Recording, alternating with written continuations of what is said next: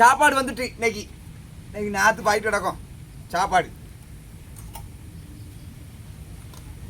என்ன பத்த ஐயா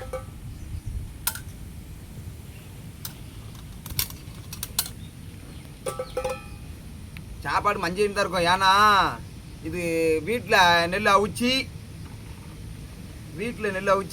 குத்துனது மஞ்சேன்னு இருக்கும். கடையில் வாங்கினா வெள்ளை வெள்ளைன்னு இருக்கும்.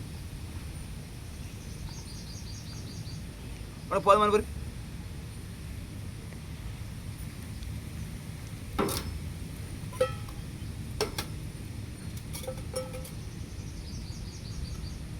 சாம்பார் இது எப்படி ஊற்ற கையை விட்டுருவோம்.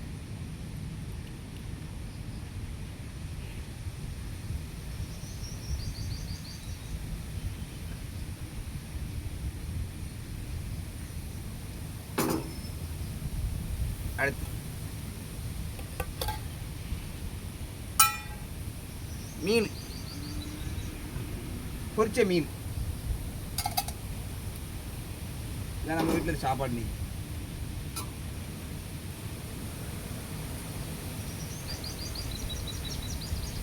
சாம்பார்னா நல்ல கத்தரிக்காய், முருங்கைக்காய், வாழைக்காய், உருளைக்கிழங்கு, மாங்காய் இதெல்லாம் தோவல்ல. கீழே உட்காந்துருக்கேன்ப்பா. நல்லா தோவல்ல. சோறை குனிஞ்சு சாப்பிடுற மாதிரி இருக்கு. குறுக்கெல்லாம் வலிக்கு.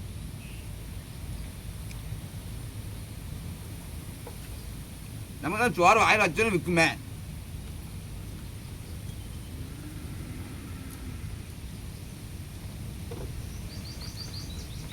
வா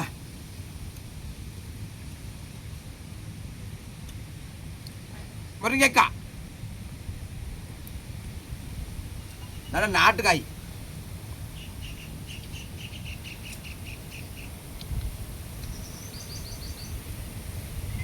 இது மாங்காய், நம்ம தோட்டத்து மாங்காய் தான்.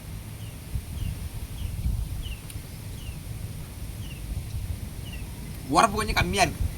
உரப்பு கொஞ்சம் தான் நல்லா இருந்துக்கும்.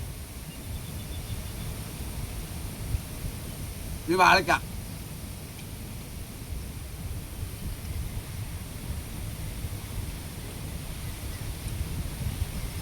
பருப்பு கறி.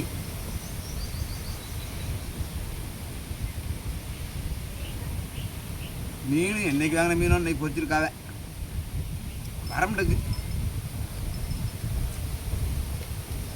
வந்து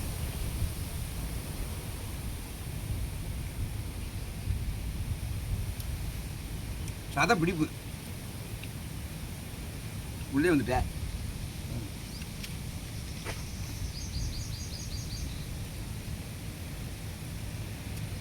எல்லாரும் பாம்பு செஞ்சு சாப்பிடுவாங்க.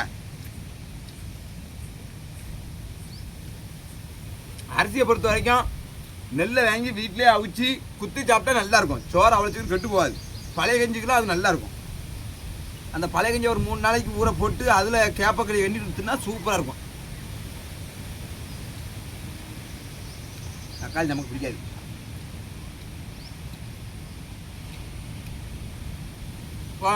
சாப்பிடுவாங்க.